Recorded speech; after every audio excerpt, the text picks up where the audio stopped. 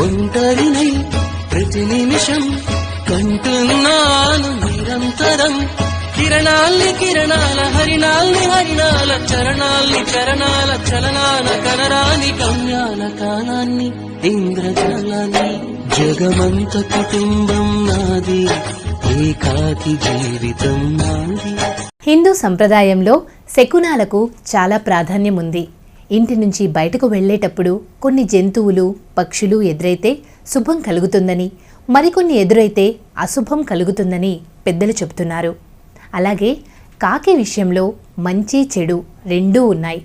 మనిషి జీవితం కాకితో ముడిపడి ఉంటుందని పూర్వకాలం నుండి నమ్మకం. చనిపోయిన పూర్వీకులు కూడా కాకి రూపంలో తిరుగుతారని నమ్ముతారు. అయితే మనం బయటకు వెళ్ళేటప్పుడు కాకి వచ్చి గట్టిగా అరిస్తే ఏ పని మీద వెళ్తున్నారో ఆ పని విజయవంతమవుతుందని సంకేతం. నీళ్లు నిండుగా ఉన్న కుండపై కాకి కనబడితే వారు త్వరలోనే ధనవంతులవుతారట.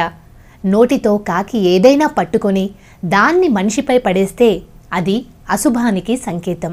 కాకి మాంసం ముక్కున పట్టుకెళ్తూ కింద ఉన్న ఏ వ్యక్తిపైనైనా పడేస్తే ఆ వ్యక్తి త్వరలో చనిపోతారని సంకేతం. కాకి ఎగురుతూ వచ్చి తాకితే ఆ వ్యక్తి అనారోగ్యానికి గురవుతారు. కాకులన్నీ ఒక సమూహంగా ఏర్పడి ఒక స్థలంపై కూర్చొని